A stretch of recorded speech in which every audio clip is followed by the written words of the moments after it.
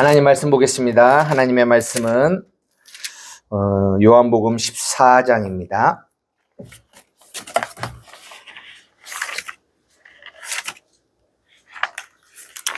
요한복음 14장 1절에서 7절까지 우리 읽도록 하겠습니다. 우리 한 목소리 읽겠습니다. 시작. 너희는 마음에 근심하지 말라. 하나님을 믿으니 또 나를 믿으라. 내 아버지 집에 거할 곳이 많도다. 그렇지 않으면 너희에게 일렀으리라. 내가 너희를 위하여 거처를 예비하러 가노니 가서 너희를 위하여 거처를 예비하면 내가 다시 와서 너희를 내게로 영접하여 나 있는 곳에 너희도 있게 하리라. 내가 어디로 가든지 그 길을 너희가 아느니라. 아멘.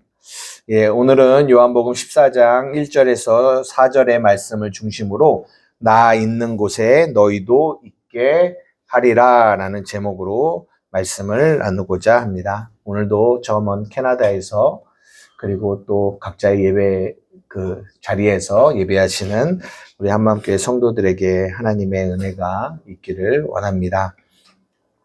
우리가 이 요한복음 1장부터 2장이죠. 2장부터 또 12장까지는 7개의 표적이 나타납니다.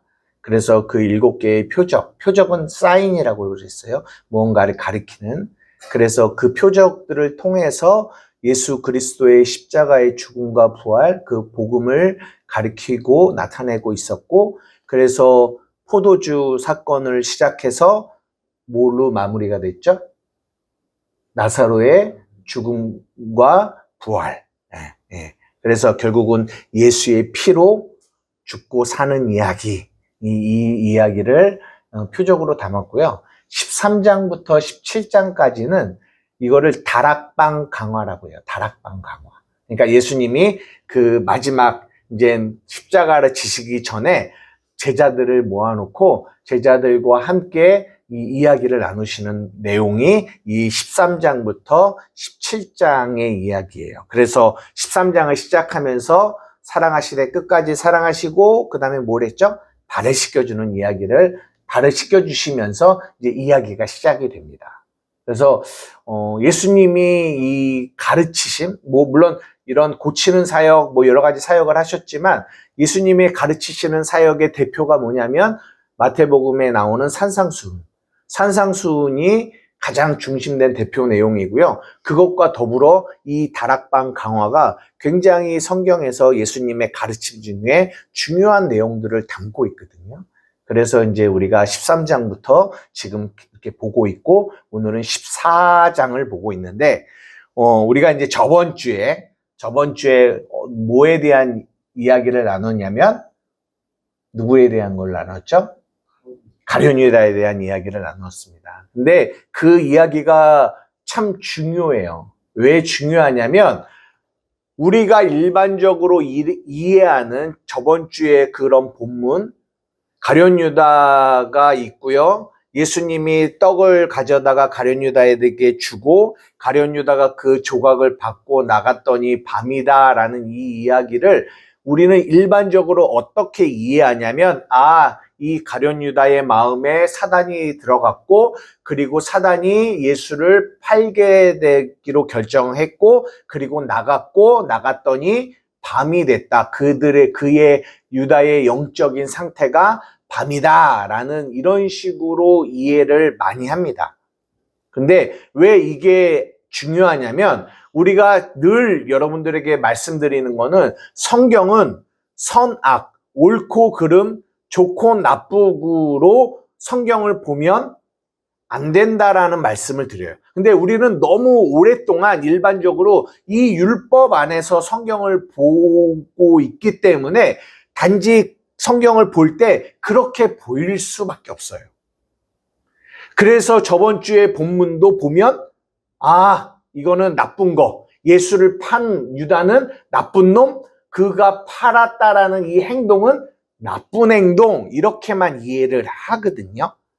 그런데 그것이 아니라 성경은 율법, 옳고 그름으로 보는 게 아니라 생명, 구원으로 봐야 됩니다 라고 여러분들에게 말씀을 자주 드렸잖아요. 그 안에서 봤을 때 이 가룟 유다가 조각을 받고, 그것도 어떤 조각? 적신 조각을 받고 나갔는데 밤이 되었다라는 이 말은, 이거는 우리가 일반적으로 생각하는 그런 부정적인 의미의 밤은 아니다라는 얘기를 여러분들에게 말씀을 드렸어요. 우리가 그거에 대해서 무슨 얘기를 했냐면, 창세기에 이 천지창조가 결국 구원에 대한 이야기인데, 그 천지창조 때마다 무엇이 반복되냐면 밤이 되고 아침이 되니 첫째 날이다, 둘째 날이다, 셋째 날이다 라고 얘기합니다. 그렇기 때문에 반드시 구원에는 뭐가 있고 뭐가 있다? 밤이 있고 아침이 있다라는 거예요. 밤이 있고 아침. 그러니까 반드시 우리가 하나님의 구원을 경험하려고 할 때는 반드시 무엇을 경험해야 된다? 밤을 경험해야 된다라는 거예요. 그 밤을 통하여 옛사람이 죽음이 그 안에서 이루어지는 거죠. 그리고 새 사람으로 부활되는, 그것이 아침을 맞이하게 되는. 그래서 죽음과 부활, 밤과 아침을 경험하는 거. 그래서 이거를 쌍이라고 그래요. 함께. 그러니까 그렇게 봤을 때 이 밤은 단지 나쁜 거, 악한 거 이렇게만 볼 수가 없어요. 어둠과 빛도 마찬가지입니다. 어둠은 나쁜 거, 빛은 좋은 거, 성경은 이거를 말하고 있지 않아요. 어둠을 통해서 빛을 드러내고 싶은 거예요. 그렇기 때문에 어둠도 어둠으로서 필요성을 가지고 있다는 거죠. 그렇게 성경을 볼 때 성경을 율법이 아닌 복음으로 이해하게 된다라는 말씀을 여러분들에게 드렸어요. 조금만 더 볼게요. 에베소서 2장 11절에서 13절. 에베소서 2장 11절에서 13절 우리 한번 다 같이 읽어보도록 하겠습니다. 시작. 그러므로 생각하라. 너희는 그때에 육체로는 이방인이요 손으로는 육체에 행한 할례를 받는 무리라 칭하는 자들로부터 할례를 받지 않는 무리라 칭함을 받는 자들이라. 그때에 너희는 그리스도 밖에 있었고 이스라엘 나라의 밖에 사람이라. 약속의 언약들에 대하여는 외인이요 세상에서 소망이 없고 하나님도 없는 자이더니 이제는 전에 멀리 있던 너희가 그리스도 예수 안에서 그리스도의 피로 가까워졌느니라. 2장 1절 앞에도 마찬가지고 지금 읽은 본문도 마찬가지고 사도 바울이 계속 어떻게 하냐면 그때는 너희가 이런 사람이었어. 근데 지금은 이제는 너희가 이런 사람이야 라고 얘기해요. 그때는 언제예요? 예수님의 십자가 전, 우리가 옛사람으로 살았을 때, 우리가 구원받기 전, 그때는 육체로는 이방인이고 손으로는 육체에 행한 할례를 받는 무리라 칭하는 자들로부터 할례를 받지 않는 무리라 칭함을 받는 자였고, 그때는 우리가 그리스도 밖에 있었고 이스라엘 나라 밖에 사람이고 언약에 대해서는 외인이었어요 라고 이야기를 합니다. 그리고 이제는 우리가 예수의 피로 하나님과 가까워졌다라고 얘기해요. 그냥 그 앞에 뒤에 거, 지금의 우리의 새 사람의 모습만을 이야기하면은 좋을 텐데 왜 사도 바울은 꼭 그때는 어땠고 이제는 어땠다라는 이 두 가지를 같이 써서 우리에게 말해주고 있느냐라는 거예요. 그러니까 다른 말로 밤과 아침을 같이 써서 이야기해주고 있어요. 왜 그럴까요? 이것이 굉장히 중요한 겁니다. 여러분, 우리가 예수 그리스도의 십자가의 피로 구원받아 우리는 뭐가 됐어요? 새 사람이 됐어요. 우리는 용서받았습니다. 죄를 용서받은 자입니다. 그죠? 그런데 우리가 죄를 용서받은 자이면 그냥 죄를 용서받은 그 상태만에 머물러 있으면 되고, 아, 난 용서받은 자야. 나는 죄를 용서받은 자야. 여기가 부활의 영역이잖아요. 아침의 영역이잖아요. 그러면 여기에만 집중하면 되는데 성경은 그렇게 말하고 있지 않아요. 항상 내가 예전에 어땠다라는 거를 항상 얘기해요. 왜 그럴까? 우리가 이거를 생각해 봐야 돼요.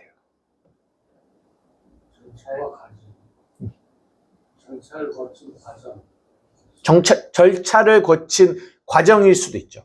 그러니까 여러분들이 이 구원파들이 겪게 되는 이 오류라고 할까요? 패단인데 그게 뭐냐면 그들은 이전의 것을 안 봐요. 그리고 자기네들은 예수의 피로 구원받았다라는 이 아침의 것만 강조를 해요. 그러니까 그 안에서 뭘 하냐면 나는 구원받은 자야. 나는 이젠 육체로 어떤 잘못을 저질러도 나는 이제는 나의 구원은 취소되지 않아. 라고 하면서 막 자신들의 삶을 그냥 자유롭게 살아가요. 그러면서 그들은 뭐라고 얘기하냐? 나는 구원받았어.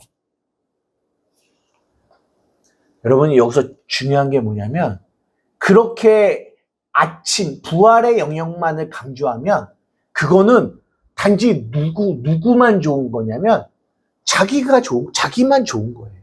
자기만. 이거는 좀 꺼주세요. 자기만. 왜냐면 나 구원받았어? 나 이제는 더 이상 지옥 가지 않아? 오케이. 내가 좋은 거죠. 근데 하나님이 우리를 구원하신 목적이 단지 우리가 죄가 용서받아서 내가 용서받은 사람으로 자유한 사람으로 마음대로 살게 하려고 하나님이 우리를 구원하셨을까요? 아니요. 하나님이 우리를 구원하신 목적이 뭔지 아세요? 어디에 있을까요? 하나님의 은혜의 영광을 찬미하는 데 목적이 있어요. 그러니까 우리를 구원하신 게 우리 때문이 아니라 하나님의 영광을 찬미하는 데 있다고요. 그렇기 때문에 그래서 성경은 항상 밤을 얘기를 해요. 그때 우리가 이런 자였어.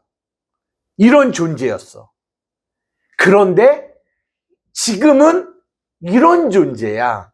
두 개를 같이 세워놔요. 그래야 우리 안에 어떤 마음이 드냐면 감사가 나타나요. 내가 이런 죄인이었는데 이렇게 죽을 수밖에 없는 자였는데 그런 나를 이렇게 구원하셨어. 이 두 가지가 같이 와야 뭐가 되냐? 감사가 와요. 근데 이것이 없고 이것만 있으면 자칫 잘못하면 뭐가 되냐? 그 은혜를 당연한 것으로 여겨요. 당연한 것. 그러니까 뭐가 사라져요? 신앙생활하면서 감사가 사라져요. 나 당연히 예수님이 나를 구원해줬어. 이제 날 구원의 생명으로 나는 나 새 사람이야. 나 새 사람이니까 나 이렇게 살아. 이 하나님 그렇게 살아갈 수 있는 모든 은혜를 누가 주신 거예요? 하나님이 주신 건데 우리는 한쪽으로 치우치다 보면 그 은혜가 퇴색되어진다는 거죠. 그래서 항상 우리의 신앙생활에는 이 밤과 이 아침이 같이 와요. 같이. 이거 이해가 되십니까? 근데 여기서 중요한 거는 이 밤이 오는데 그때 내가 그런 존재였잖아요. 근데 그것이 나를 뭐하지는 않냐? 정죄하지는 않아요. 이게 중요합니다. 내가 예전에는 이런 존재였어. 그때에는 내가 외인이었고 그리스도 밖에 있었고, 그리고 아까 에베소서 2장에 보면은 육체로는 이 죄의 욕심을 따라 살았던 사람이었어. 그렇던 과거가 나에게 정죄가 되지는 않아요. 마귀는 그런 걸로 우리를 정죄하려고 하고, 마귀는 그런 나의 옛날의 모습, 지금의 모습을 자꾸 들춰내서 우리를 정죄시키는 게 목적이고, 하나님은 다르다고요. 그것을 보게 하시는데 그것이 정죄의 목적이 아니라 그 모습에서 나를 건지신 지금의 모습으로 보게 함으로 뭘 이끌어낸다? 감사를 이끌어낸다. 이게 굉장히 중요합니다. 그래서 우리가 근데 그 이유가 뭐냐면, 우리는 여전히 이 땅을 살아가면 육체를 갖고 있기 때문에 그래요. 육체를. 그냥 우리의 남만을 막 드러내면 좋은데, 그러면 인간은 이 은혜를 방종의 도구로 써요. 인간은. 왜? 육체 때문에. 그래서 하나님은 그걸 아시기 때문에 우리가 육체를 입고 있는 동안에는 이 두 가지를 같이 묶어서 우리에게 보여주시는 거예요. 그러면 우리가 육체를 벗는 순간에는 밤이 필요할까요? 안 필요할까요? 밤이 필요 없어요. 계시록 22장.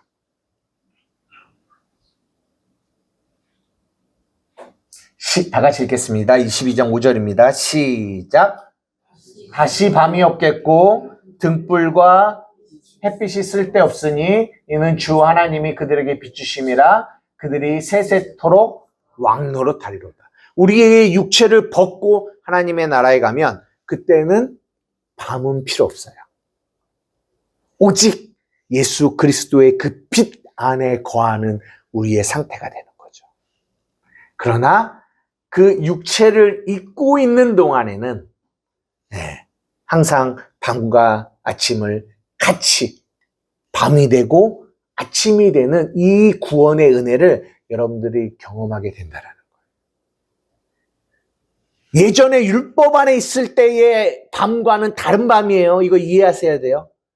옛날에 율법 아래 있을 때의 밤은 나를 정죄하고 나를 심판하고 나를 꾸짖고 그런 밤이에요. 나를 멸망으로 이끌어가는 밤이었어요. 그런데 구원받은 뒤에 이 밤은 그런 밤이 아니에요. 이 차이를 아셔야 돼요. 그래서 항상 사도 바울이 뭐라고 하냐면, 처음에는 나는 사도 중에 하나야. 그런 다음에 또 한참 지나더니 나는 죄인이야. 또 지나더니 마지막에는 나는 죄수 중에 괴수야. 나의 죄성이 계속 드러나는 거죠. 그거는 죄를 많이 졌다라는 게 아니라 죄의 깊이가 깊어지는 거예요. 나의 안에 있는 죄성의 깊이. 그러나 그것을 통해서 또 한편으로는 그런 나를 구원하신 하나님의 은혜가 강력하게 보이는 거죠. 사랑하는 우리 한맘교회 성도들에게도, 그래서 여러분의 삶에, 여러분이 복음을 들었을 때 저번 주에 말씀드린 건 항상 여러분 안에 밤이 필요하다라는 거를. 나 한맘교회 다녀. 나 복음을 알아. 나 저들과 달라. 우리 이렇게 갈 수가 없다라는 거예요. 절대로 복음을 들으면 그렇게 못 가요. 항상 그 복음이 우리를 밤을 경험하게 해주기 때문에. 그 유다가 그 적신 복음의 조각을 들고 나갔더니 밤을 경험하는 것처럼 우리는 항상 우리 안에 그 죄의 깊이를 경험하게 돼요. 그 안에서 뭐가 오냐? 심령의 가난함이 와요. 가난함. 애통함이 와요. 남이 보이는 게 아니라 내가 보이는 거죠. 그것이 성경이 말하는 겸손이에요. 이거 굉장히 중요합니다.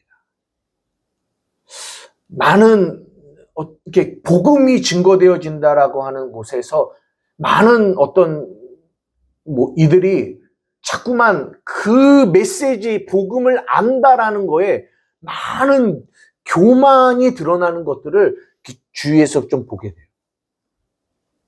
절대로 그럴 수 없다라는 거를 여러분들이 이해하셨으면 좋겠어요. 그래서 저번 주에 설교가 굉장히 중요한 거예요. 밤을 경험하는 것이. 이거 이해가 되세요? 혹시 저번 주 설교 안 들으셨으면 함께 연결해서 이해하시기를 부탁드립니다. 예, 이제 그러면 오늘 또 본문으로 한번 들어가 볼게요. 14장 1절. 너희는 마음에 근심하지 말라라고 그래요. 근심하지 말라. 여쭤보고 싶습니다. 나는 삶을 살아가면서 나는 근심을 하지 않는다. 손 들어주세요. 나는 근심하지 않는다. 나는 근심하며 살지 않는다. 한번 이걸 여쭤볼게요. 여러분, 지금 누가 한 얘기예요? 예수님이 하신 얘기거든요. 예수님이 우리에게 뭐라고 얘기하시냐면 너희는 마음에 근심하지 말아라 라고 얘기하세요. 여러분, 이게 어떤 뉘앙스로 느껴지세요? 제가 이걸 왜 물어보냐면 이 14장 위에 세계명과 옛계명을 예수님이 하시면서 내가 너희에게 세계명을 주었다라고 이야기하시거든요. 그러면 옛계명과 세계명의 차이가 뭔지 여러분 저번 주에 말씀드렸습니다. 옛계명은 뭐예요? 예, 그러니까 옛계명도 서로 사랑하라예요. 세계명도 서로 사랑하랍니다. 무슨 차이가 있는지 말씀해 주십시오.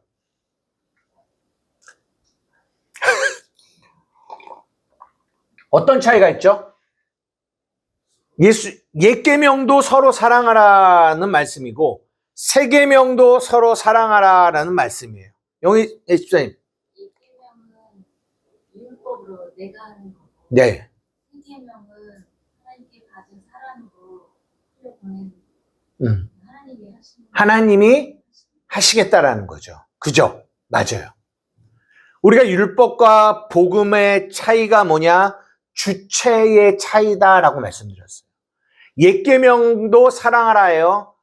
세계명도 너희가 서로 사랑하랍니다. 근데 왜 내용이 똑같은데 하나는 옛계명이고 하나는 세계명이냐? 이 옛계명은 내가 사랑해야 돼요. 내 힘으로 사랑해야 돼요. 근데 세계명은 달라졌어요. 그렇게 내 힘으로 사랑하려고 했더니 우리가 뭘 경험하게 됐냐? 밤을 경험하게 돼요. 아, 나는 절대로 내 힘으로 사랑할 수 없구나를 경험해요. 그래서 거기서 죽음, 옛사람의 죽음이 경험되어집니다. 그리고 아침을 경험하게 되는데 그게 뭐냐? 세계명이에요. 세계명. 뭐예요? 내가 너희 안에 들어가서 너희 안에서 내가 사랑하게 하시겠다라는 거예요. 이게 세계명이거든요. 이거 이해되시죠? 그러면 지금 위에 그 세계명에 대한 이야기를 하시고 14장으로 넘어와서 그 세계명을 말씀하신 예수님이 뭐라고 말씀하시냐면 너희는 마음에 근심하지 말라라고 얘기하세요. 그러면 그 얘기를 그러니까 이 얘기가 옛계명으로 들리는 거와 세계명으로 들리는 게 다르게 들려요. 옛계명으로 들리면 이렇게 들려요. 야, 너희들 근심하지 마. 근심 나쁜 거야. 내가 너희들한테 근심하지 말라고 했어. 그러면 그 말을 율법, 옛계명으로 들은 사람은 근심하지 말아야지. 근심하지 말아야지. 근심이 막 올라오는데 근심하지 마라. 이렇게 들려요. 그리고 근심을 하면 하나님 앞에 벌 받겠다. 근심했네. 이것이 이 근심하지 말라라는 말을 옛 계명으로 받은 이들의 모습이에요. 그러나 우리는 새 계명을 받은 사람이에요. 그런데 그 안에서 주체가 바뀌었지 하나님이 하신다라는 거지를 복음으로 아는 우리는 예수님이 너 마음에 근심하지 마라고 하시면 그게 어떻게 들려지냐면 근심하지 않게 되는 주체가 내가 아니라 하나님이 되는 거예요. 무슨 말이냐? 사랑하는 자녀야, 근심하지 말아라. 그 말은 사랑하는 자녀야, 내가 네 안에서 근심하지 않을 수 있도록 내가 책임질게. 내가 일할게. 내가 역사할게. 이렇게 들려지는 거죠. 달라요. 이것이 율법으로 들리는 거와 복음으로 들리는 게 다르다고요. 이게 중요한 거죠. 그래서 성경이 뭐라고 하냐면 너희는 들을 귀가 있어야 된다라고 얘기해요. 우리가 복음으로 들어야 돼요. 성경이 곳곳에 염려하지 마, 근심하지 마라고 말씀하실 때 우리는 이래요. 아니, 우리가 이 세상을 살아가는데 어떻게 근심을 안 하고 염려를 안 하고 살아가? 그러다가도 또 이제 막 기도 막 열심히 하고 충만하다고 자기가 생각하는 사람들은 막 근심 없이 살아가려고 하고 열심히 살아가려고도 하다가 근데 돼요? 안 돼요? 안 돼요.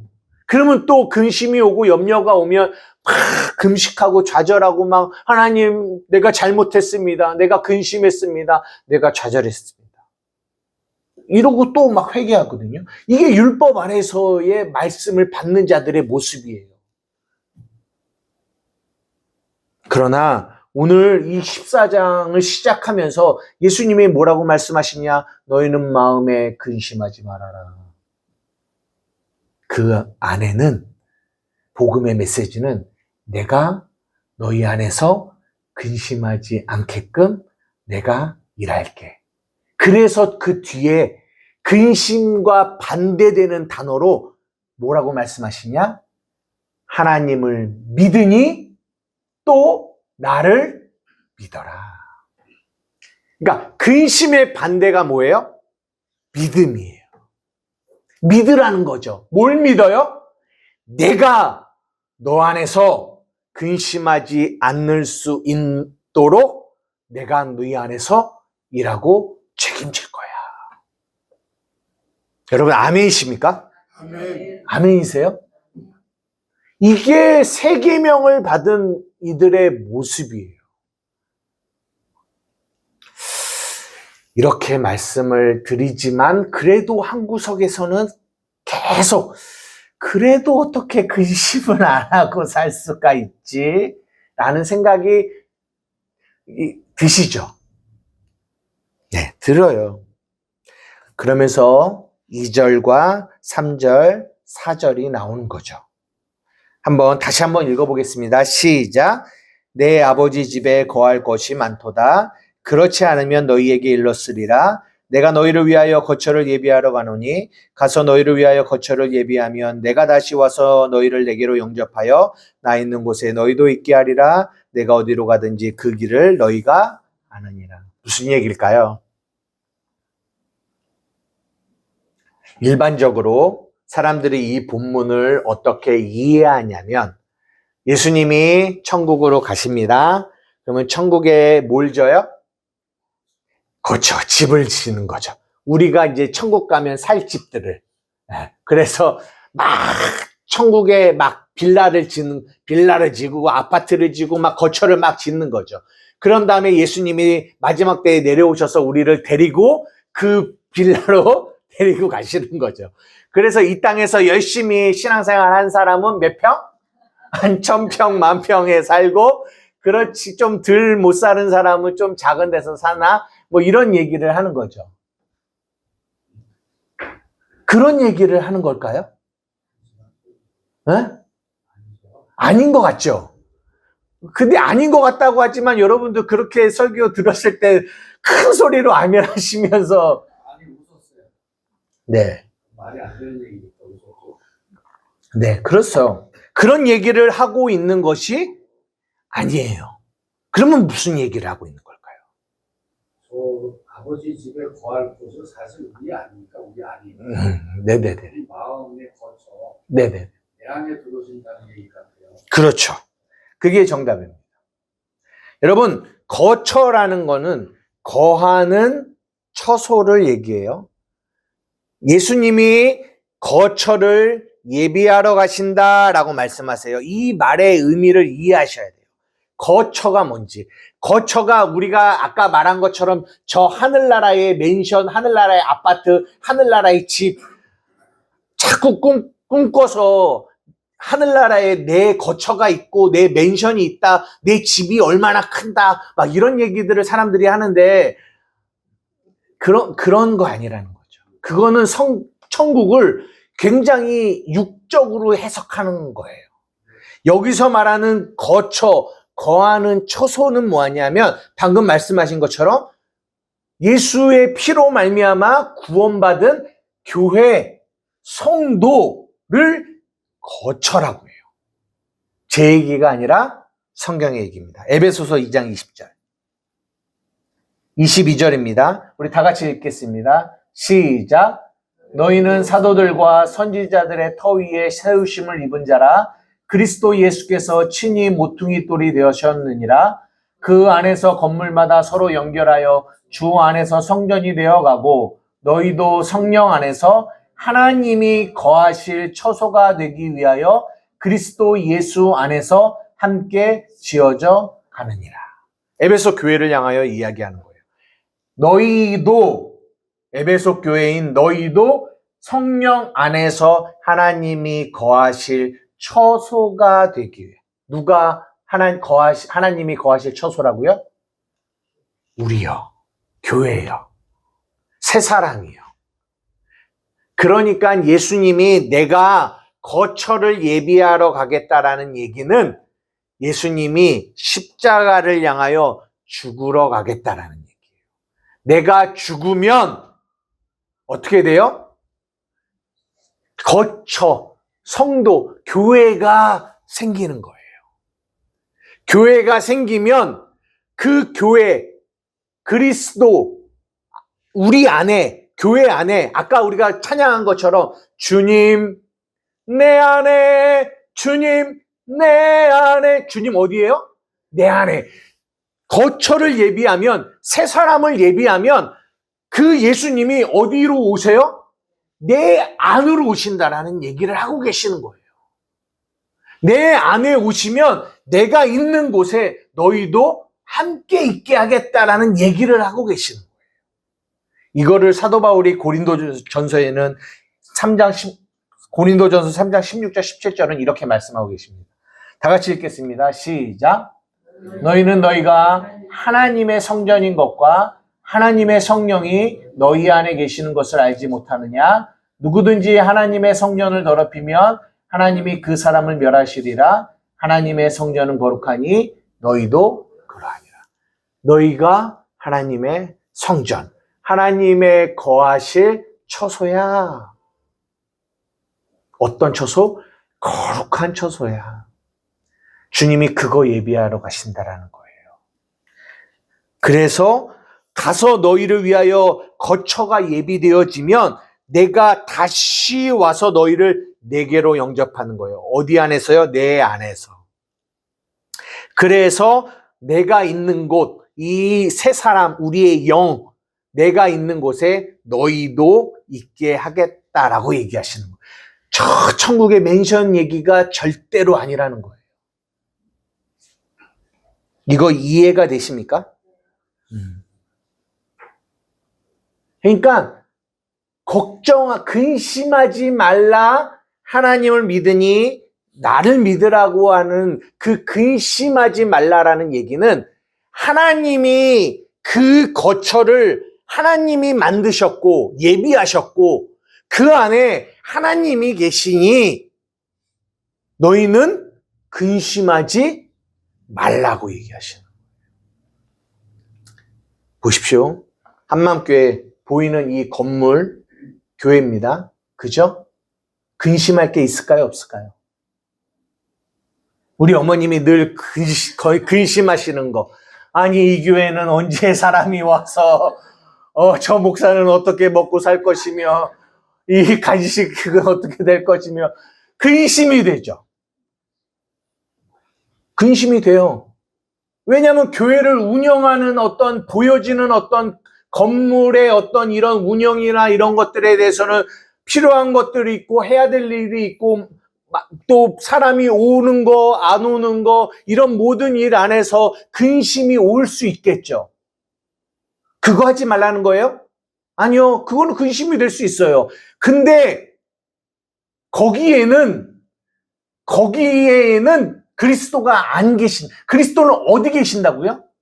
하나님이 거하신 처소, 새 사람인 우리 진짜 교회, 이런 건물 교회 말고 우리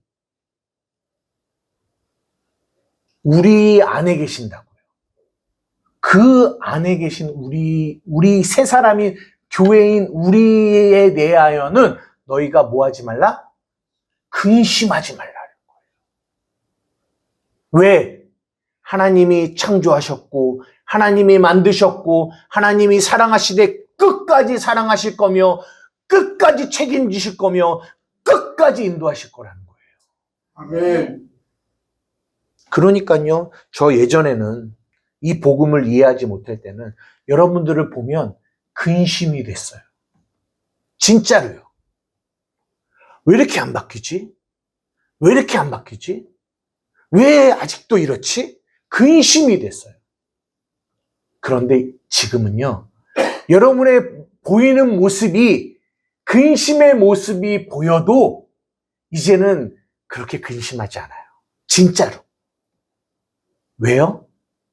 그 안에 하나님이 계시다라는 것이 내 안에 믿어지니까요. 진짜요.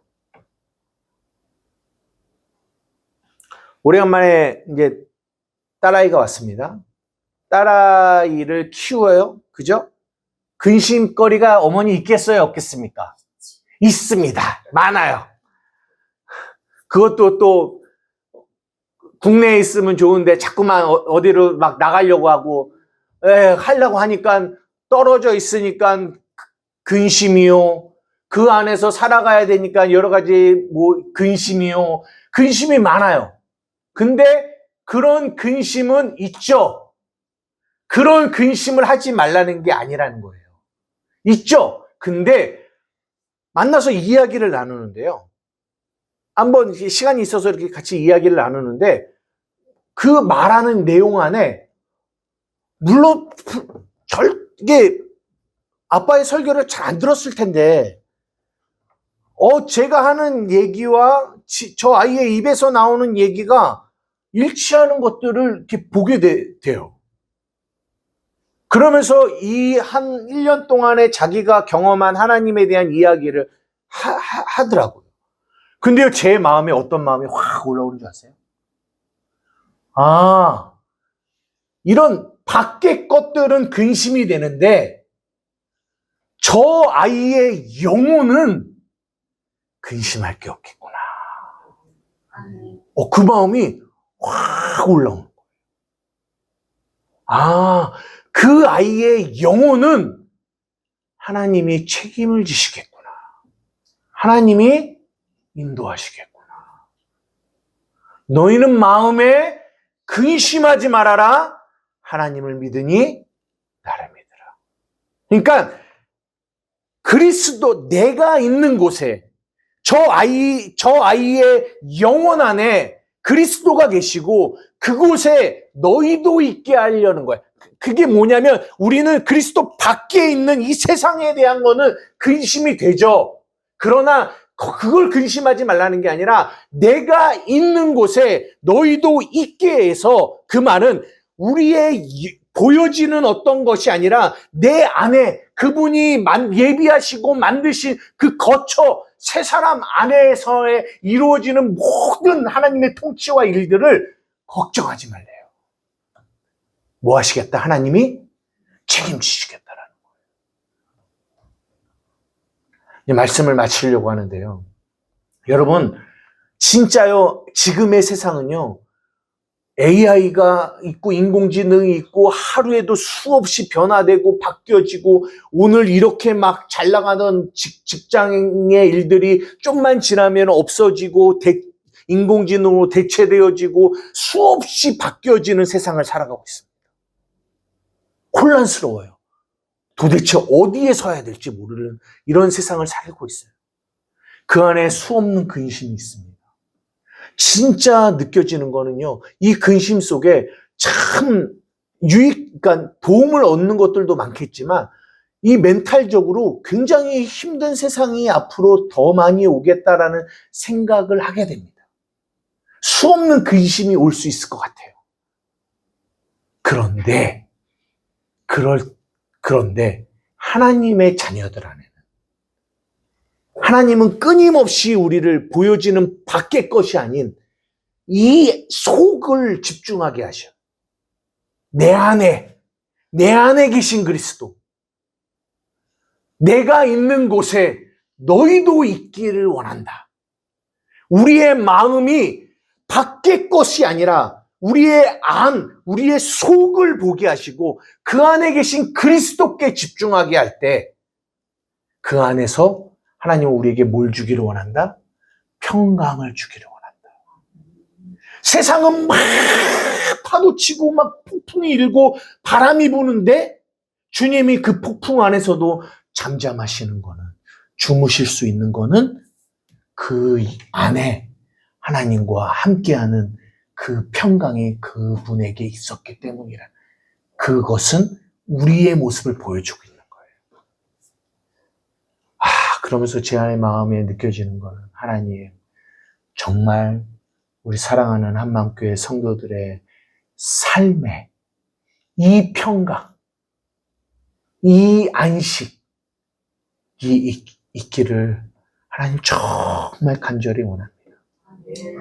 밖에는 나의 연약함, 나의 모자람, 나의 부족함, 나의 결핍, 모든 게 너무 많이 보여지지만, 그것이 내게 근심이 되지만, 그러나 내 안에서 근심하지 말라라고 말씀하시는 이 속에 그분의 통치와 다스림 안에서 너는 여기에 집중해야 된다라고 말씀하시는 하나님의 그 은혜의 음성이, 오늘도 14장 1절에 너희는 마음에 근심하지 마, 하나님을 믿으니 나를 믿어라 라고 하시는 그분의 음성이 얼마나 위로가 되는지, 여러분이 그 위로 가운데 살기를 주님의 이름으로 축복합니다. 아멘. 세상이 아무리 변하고 바뀌어도요, 우리 안에 계신 그리스도께 집중하며 사는 그런 안식이 여러분에게 있기를 원해요. 아멘. 그 안에서 감사하고 기뻐하는 삶을 사는 우리 한마음교회 성도들이 되기를 주님의 이름으로 축복합니다. 아멘. 이 시간 함께 기도하시겠습니다.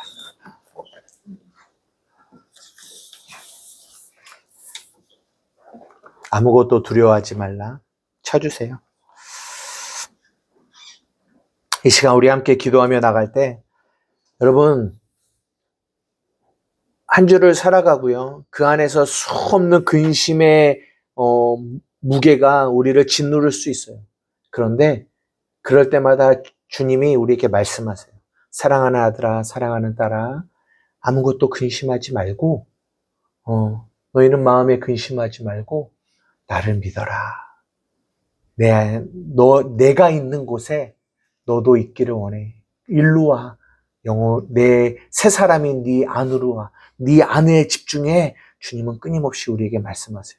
그 안에서 우리의 근심을 가져가시고 염려를 가져가시고 그 안에 평강과 안식을 주시는 주님. 아버지 고맙습니다. 내가 평생 그 주님만 바라보며 살아가는 은혜가 있기를 원합니다. 이 시간 그렇게 주 앞에 감사하며 나아가는 우리의 기도가 예배가 되기를 원합니다. 주님의 이름 한번 부르며 기도하며 나가시겠습니다. 주여!